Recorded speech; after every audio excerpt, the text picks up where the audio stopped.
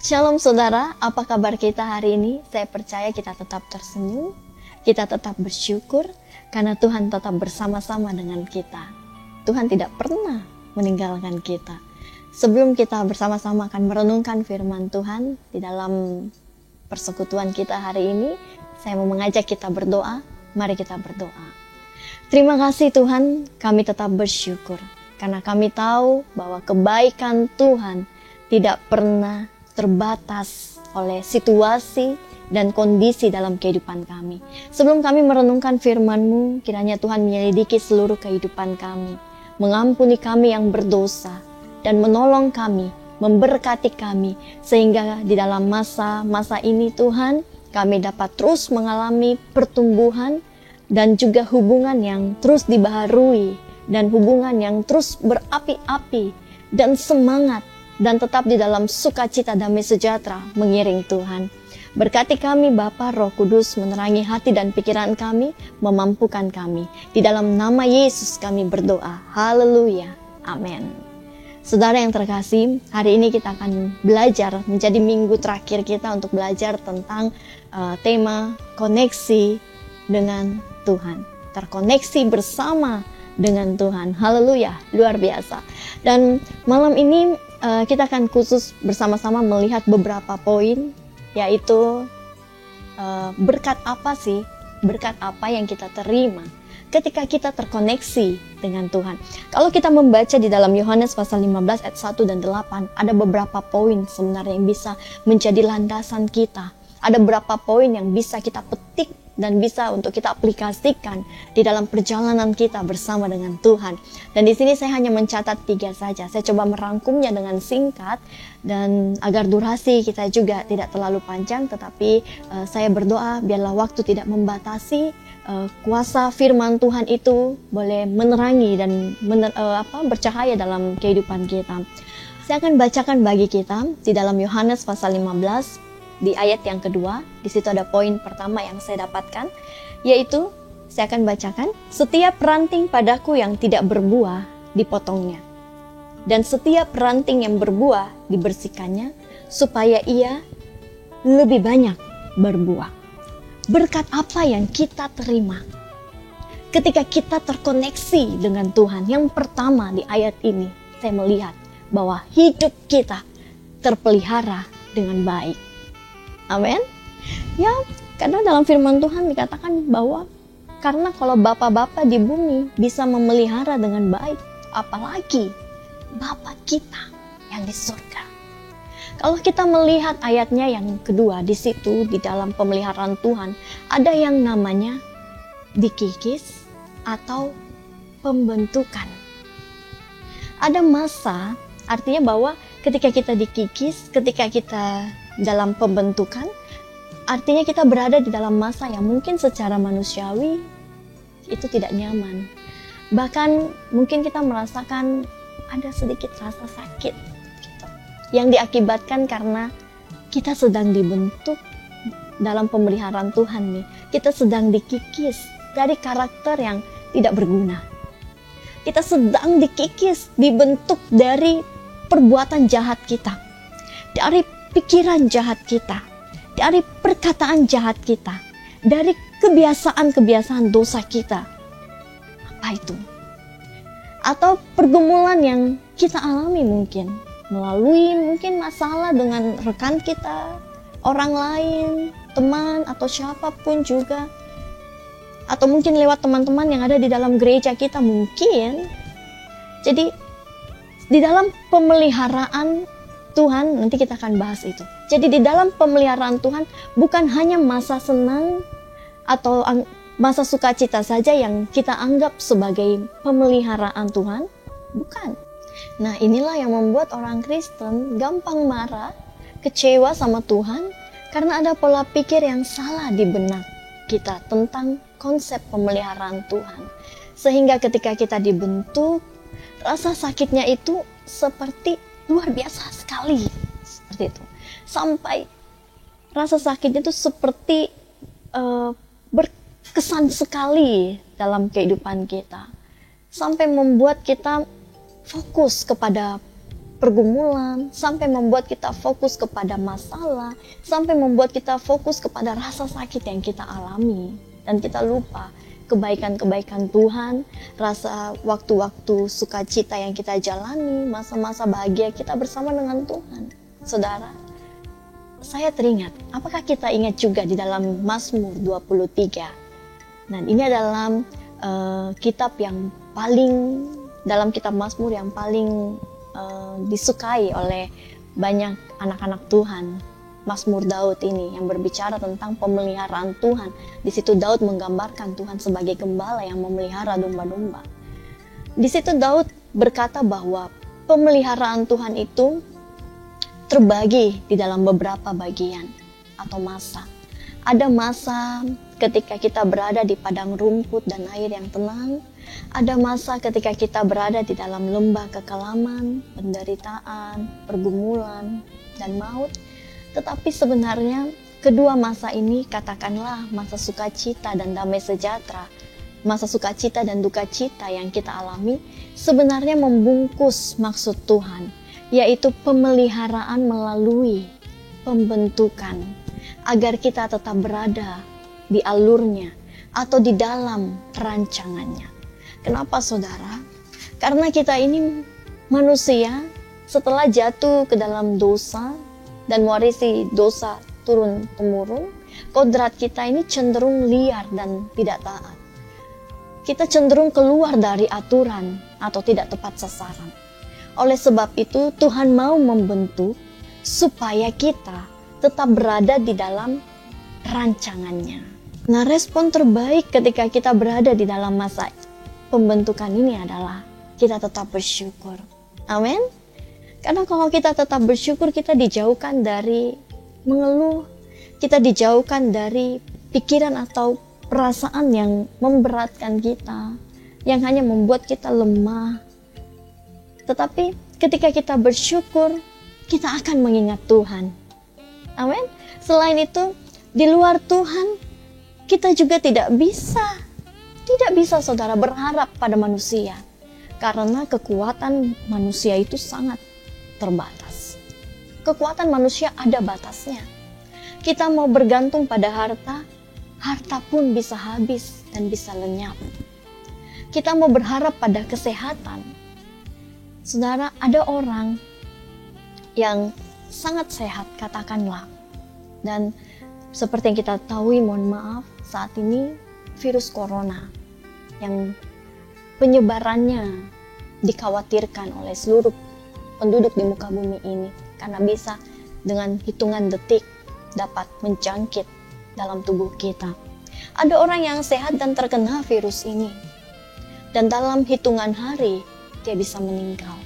Ada juga orang yang sehat, olahraga setiap hari, tetapi ketika dia terkena sakit jantung, tiba-tiba dalam hitungan detik dia bisa kembali kepada Bapa.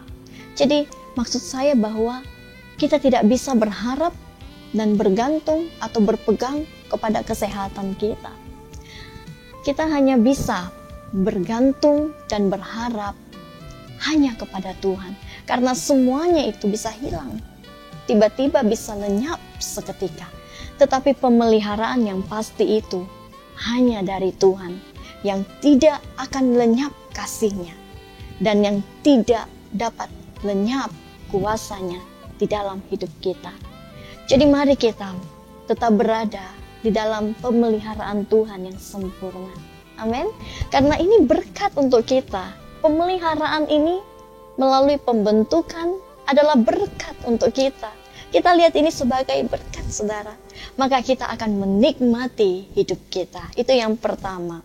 Yang kedua, berkat apa yang kita terima ketika kita terkoneksi dengan Tuhan, yaitu kehidupan yang fungsional atau berfungsi sebagaimana mestinya. Sebenarnya saya sudah membahas poin ini di dalam khotbah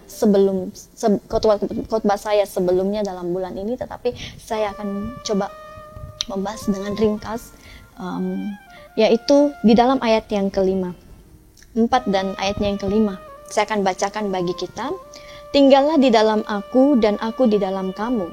Sama seperti ranting tidak dapat berbuah dari dirinya sendiri, kalau ia tidak tinggal pada pokok anggur, demikian juga kamu tidak berbuah, jika kamu tidak tinggal di dalam aku. Akulah pokok anggur, dan kamulah ranting-rantingnya. Barang siapa tinggal di dalam aku, dan aku di dalam dia, dia berbuah banyak. Sebab di luar aku, kamu tidak dapat berbuat apa-apa. Nah, di sini saya mengambil kesimpulan bahwa berkat apa yang kita terima ketika kita terkoneksi dengan Tuhan adalah kehidupan yang fungsional atau berfungsi sebagaimana seharusnya. Nah, sekarang kita pindah. Kita sekarang cari tahu di dalam ladang kita ini sekarang, baik itu ladang pekerjaan, di dalam ladang rumah tangga, di dalam ladang pelayanan, sebenarnya fungsi kita ini apa? Orang tua dalam satu rumah tangga, orang tua, papa, fungsinya apa? Mama, fungsinya apa? Anak-anak, fungsinya apa terhadap keluarganya, terhadap orang tuanya? Gitu. Tanggung jawabnya apa? Nah, ini yang harus kita ketahui terlebih dahulu. Ya, kita coba bahas dalam pelayanan dan pekerjaan. Fungsi kita semua ini menghasilkan buah yang lebat, dikatakan firman Tuhan, sehingga dapat dinikmati Tuhan dan menjadi berkat bagi sesama kita. Tetapi secara spesifik apa yang bisa kita buat? Seperti itu. Tujuannya supaya setiap kita ini menjadi produktif bagi pekerjaan Tuhan. Lawan kata di sini dari ayat 5 bagian terakhir, sebab di luar aku kamu tidak dapat berbuat apa-apa. Lawan kata dari tidak dapat berbuat apa-apa berarti dapat berbuat sesuatu. Amin? Dapat menghasilkan sesuatu. Saudara, ini perkataan Tuhan. Tuhan tahu betul bahwa kita dapat berbuat sesuatu bagi pelayanan. Kita dapat berbuat sesuatu bagi pekerjaan Tuhan. Tuhan tidak mungkin salah, saudara, sebab Dia yang membentuk dan menciptakan kita. Dan di sini dikatakan bahwa kita dapat menghasilkan sesuatu. Maka sekarang mulailah kita dengan melekat terlebih dahulu kepada Tuhan. Terkoneksi, bergaul dengan Tuhan, dan mengandalkan Tuhan. Membangun diri supaya misalnya berintegritas. Saya pakai contoh ini. Jadilah kita pekerja atau pelayan Tuhan yang berintegritas, artinya dapat dipercaya karena kesetiaannya, karena konsisten, taat, mau di ladang pekerjaan, di rumah tangga, maupun di ladang pelayanan kita. Hasilnya, Tuhan dan orang lain pasti akan melihat, nah, ini ranting yang fungsional, ini ranting yang berbeda nih, seperti itu. Oh ya, karena kita tertancap pada pokok anggur yang benar, yaitu kepada Yesus sendiri. Tidak penting berapa lama sebenarnya kita bekerja di sebuah perusahaan, tetapi apa yang kita hasilkan untuk perusahaan itu. Tidak penting berapa lama kita tertanam di sebuah gereja, tetapi seberapa bermutunya kita di dalam sebuah pelayanan. Setiap kita tanpa terkecuali ada saja yang bisa kita lakukan buat Tuhan. Bukankah di mata Tuhan tidak ada pelayanan yang besar, tidak ada pelayanan yang kecil, tidak ada pelayanan yang terdepan, tidak ada pelayanan yang terbelakang. Semuanya berfungsi saling melengkapi. Nah, ilustrasi yang sudah sering kita dengar seperti tangan tidak akan bisa memberi kalau kaki tidak melangkah. Pikiran dan perasaan tidak akan dapat menyampaikan kalau mulut tidak menyuarakannya. Gitu. Jadi semuanya itu ada tujuannya, bahwa ketika kita fungsional atau berfungsi sebagaimana seharusnya, maka di sanalah kita sudah mempermuliakan Tuhan. Jadi ini poin yang kedua bagi kita, yaitu kehidupan yang fungsional atau berfungsi sebagaimana mestinya. Yang ketiga, berkat yang kita terima ketika kita terkoneksi dengan Tuhan adalah kehidupan yang dimuridkan. Saya ambil dari ayatnya yang ke-8. Saya akan bacakan bagi kita. Dalam hal inilah Bapakku dipermuliakan, yaitu jika kamu berbuah banyak dan dengan demikian kamu adalah murid-muridku. Saudara, murid dan guru. Di sini Yesus menggambarkan kita sebagai murid. Saya mengambil poin kehidupan yang dimuridkan. Murid harus diajar dan dididik supaya lulus. Ini dua hal yang berbeda. Mendidik adalah pembentukan sikap mental dan kepribadian bagi anak didiknya. Sedangkan mengajar adalah penguasaan pengetahuan akan firman yang di dalamnya berisi pengetahuan akan Allah, kehendaknya, moralitas, dan sebagainya. Banyak anak pada saat ini kalau kita tanya untuk apa pergi ke sekolah, mereka akan menjawab supaya pintar. Mungkin ada juga guru yang hanya fokus supaya murid-murid di sekolah, murid-murid yang dia ajar ini pintar saja. Nah, saya punya satu cerita kesaksian pribadi. Waktu SMP, saya teringat ketika menyusun renungan ini. Kami punya kepala sekolah sekaligus guru biologi. Beliau sangat cerdas di bidang itu sehingga saya merasa bahwa ini salah satu sekolah yang memiliki standar mutu yang baik. Beliau mengajarkan mata pelajaran biologi, di dalamnya banyak praktek-praktek biologis. Untuk anak SMP saya rasa ini luar biasa. Banyak praktek dan juga laboratorium, bahkan kami juga dibawa mengikuti survei-survei biologis ke kampus-kampus. Tetapi yang menarik adalah kami sangat takut dengan guru ini. Jadi kebiasaan beliau itu paling kami hafal, di kantong celana selalu menggantung banyak anak kunci. Ada kunci kantornya, ada kunci laboratorium, dan sebagainya. Sekolah kami ada 4 lantai dan di sudut ujung adalah tangga dari atas ke bawah. Waktu itu di kelas tidak ada guru. Seperti anak-anak sekolah pada umumnya, ketika tidak ada guru, murid-murid akan jalan-jalan di dalam kelas, bercengkerama, ribut, dan ngobrol satu dengan yang lain. Tiba-tiba kami mendengar ada suara anak-anak kunci bergemerencingan turun dari tangga paling atas, dan dalam hitungan detik semua ketakutan. Anak-anak murid dalam kelas itu ketakutan, kembali ke kursinya masing-masing. Tapi yang saya paling ingat dari guru ini, dia berkata dengan nada yang tegas bahwa di sekolah ini kalian tidak hanya diajar tetapi juga dididik. Kalau kita melihat ayat 8 bagian akhir ini, di situ Yesus bangga sekali memasangkan kita dengan istilah murid.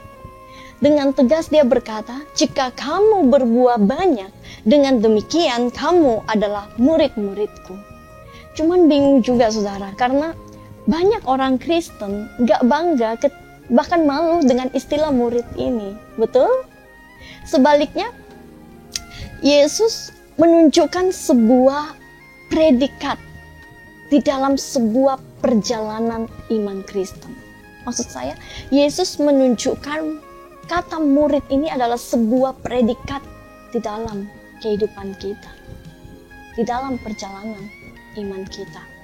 Mungkin kita ada juga yang berpikir seperti itu. Aduh, kalau boleh cukuplah pendeta saja yang jadi murid.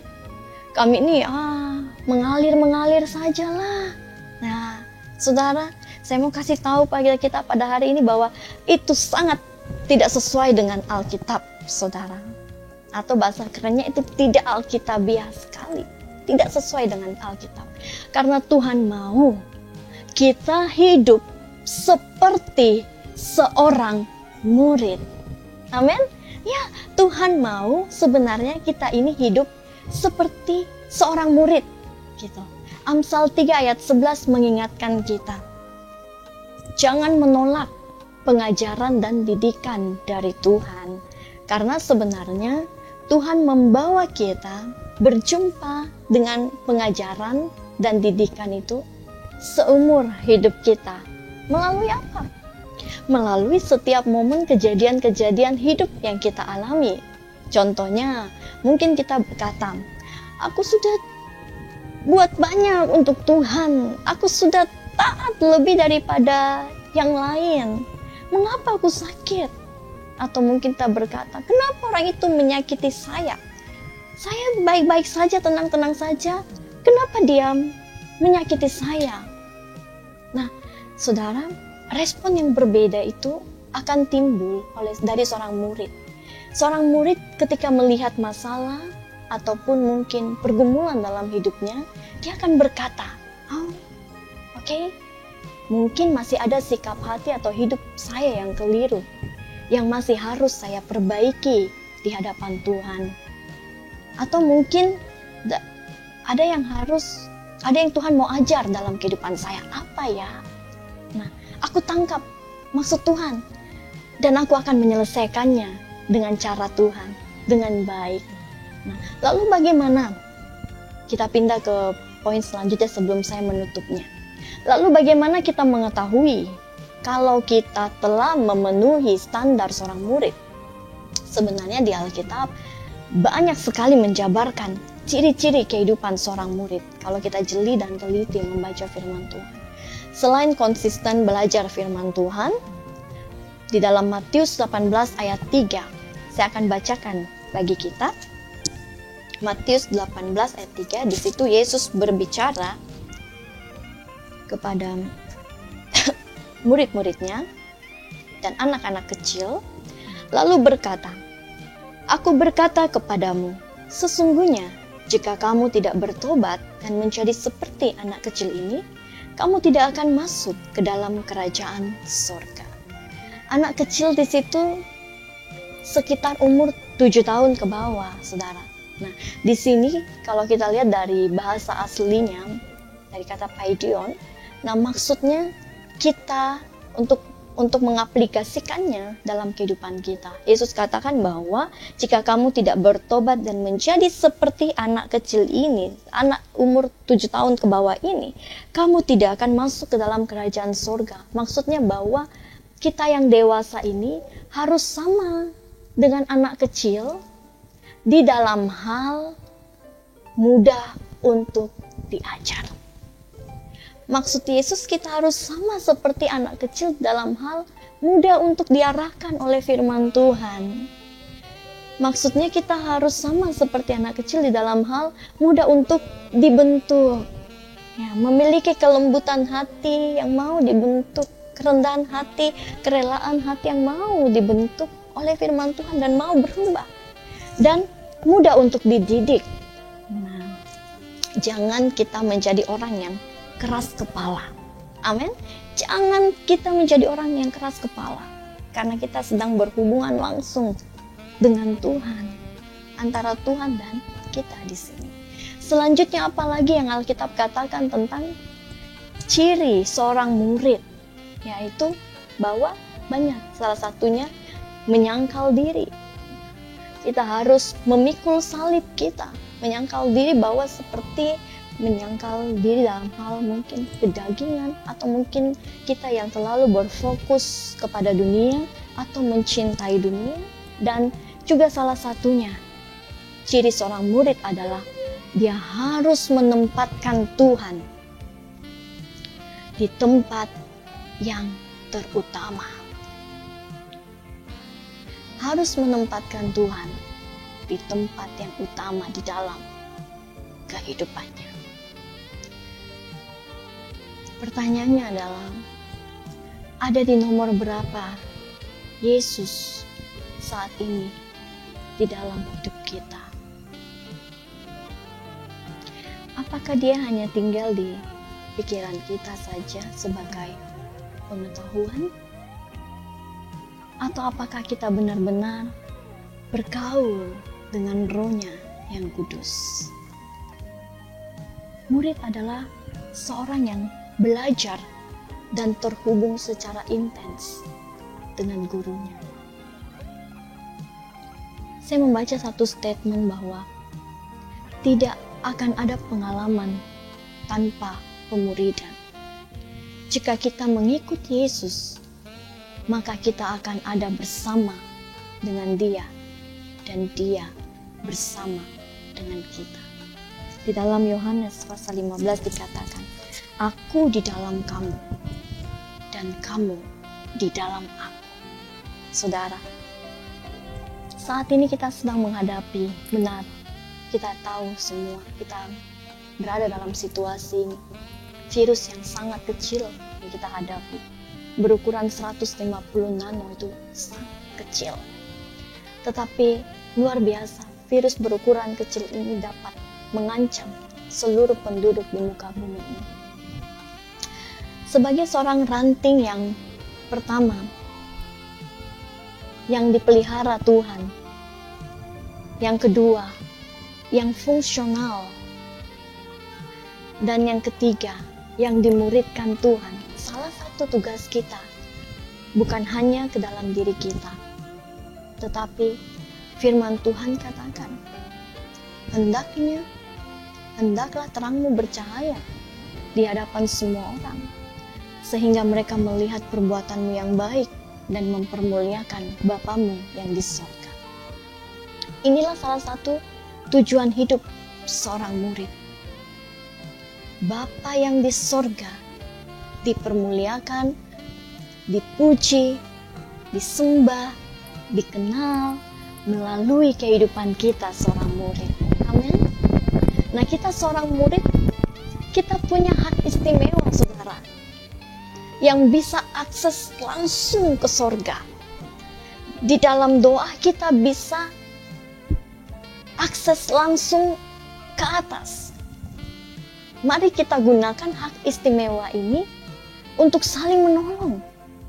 Kita doakan orang-orang yang kita kenal, sampai yang tidak pernah kita jumpai atau kita kenal, kita juga doakan. Doa kita mungkin sederhana, tapi kuasanya, jaringannya itu unlimited, ya. Itu tidak terbatas. Seperti yang dikatakan Yakobus 5 ayat 16, bahwa doa orang benar itu sangat besar kuasanya, tidak terbatas kuasanya, saudara. Oleh sebab itu, di dalam kehendak Tuhan yang terbaik bagi kita, mari kita saling mendoakan. Dari rumah, mungkin kita saat ini social distancing, tetapi apa yang bisa kita buat saat ini sebagai murid adalah belajar firman Tuhan, adalah membangun keharmonisan dalam rumah tangga kita, adalah membangun hubungan keharmonisan kita dengan Tuhan melalui doa, berdialog dengan Tuhan. Ada kalanya kita yang berbicara, ada kalanya kita yang berdiam dan mendengar pimpinan rohnya yang kudus melalui pikiran dan hati kita. Dan kita juga berdoa bagi orang-orang, bahkan jiwa-jiwa yang ada di sekitar kita atau ada di seluruh muka bumi ini. Begitu banyak bahan doa yang menjadi tanggung jawab kita sebagai murid Tuhan. Tetaplah kuat, saudara. Ayub 3 ayat 25 berkata, karena yang kutakutkan itulah yang menimpa aku, dan yang kucemaskan itulah yang mendatangi aku. Jadi jangan kita takut, jangan kita khawatir, jangan kita cemas di dalam kehidupan ini. Jangan kehilangan pengharapan kita, karena segala sesuatunya ada masanya. Segala sesuatunya ada Tuhan masih di sana yang mengaturnya, dan pertolongan Tuhan sedang datang bagi kita semua. Mari kita berdoa. Terima kasih Tuhan, kami bersyukur malam hari ini di waktu yang singkat dengan sangat terbatas, hamba-Mu boleh berbagi kebenaran firman Tuhan bagi semua yang mendengarkan dan menonton. Hamba berdoa kiranya kami semua semakin dipulihkan, semakin dibaharui, kami semua semakin menjadi serupa dengan gambaran Tuhan, menjadi ranting yang Engkau kenang, menjadi ranting yang Engkau sukai, menjadi ranting yang Engkau sayangi, favoritkan dan membanggakan hati-Mu. Kami bersyukur karena Tuhan sebagai ranting, kami mendapatkan berkat pemeliharaan dari Tuhan. Kami mendapatkan anugerah, yaitu hidup kami dapat berfungsi Tuhan bagi pekerjaan Tuhan yang luar biasa. Kami mendapatkan berkat, yaitu kami diangkat Tuhan menjadi murid Tuhan. Dan kami berdoa Tuhan untuk bangsa ini. Kami berdoa Tuhan bagi bumi ini, bagi semua penduduk yang kurang lebih ada 7 miliar manusia di muka bumi ini Tuhan. Kami berdoa kiranya pengampunan Tuhan turun, dan kiranya berkat pertolongan, pemeliharaan, kuasa, pembelaan, dan jawaban Tuhan turun atas kami, orang-orang percaya yang berdoa. Hamba berdoa Bapa, sembuhkan mereka yang sakit, kuatkan mereka yang melemah karena virus corona saat ini. Nyatakan mujizat kesembuhan, dan kami bersepakat bersama-sama di dalam nama Yesus, virus corona lenyap dari muka bumi ini. Tidak akan ada lagi korban yang begitu banyaknya. Jika iblis merancangkan, mereka-rekakan yang jahat terhadap kami, kami percaya Tuhan merubahnya menjadi berkat dalam kehidupan kami. Kami memberkati setiap perawat medis di dalam nama Yesus. Kami memberkati setiap dokter, setiap profesor. Kami memberkati presiden kami memberkati menteri kesehatan dan semua Tuhan pemerintahan atau orang-orang yang terlibat langsung dalam penanganan virus ini. Tuhan menganugerahkan mereka berkat seturut dengan apa yang mereka butuhkan pada saat ini di dalam menjalankan tanggung jawab mereka. Dan Bapa, biarlah Tuhan, sebagai orang percaya, sebagai murid-murid Kristus, sebagai ranting Tuhan yang berbuah lebat, kami akan terus dibaharui oleh Tuhan di dalam kehidupan kami, menjadi orang-orang yang fungsional, menyatakan kemuliaan Tuhan bagi dunia ini. Di dalam nama Yesus Kristus Tuhan dan Juru Selamat kami yang berkuasa, kami berdoa. Haleluya. Amin. Terima kasih buat kita semua yang sudah menyaksikan dan juga mendengarkan perenungan firman Tuhan pada hari ini. Saya berdoa dan saya percaya bahwa saya dan kita semua diberkati Tuhan dalam persekutuan kita masing-masing secara pribadi bersama dengan Tuhan. Sampai jumpa, Tuhan Yesus memberkati. Shalom.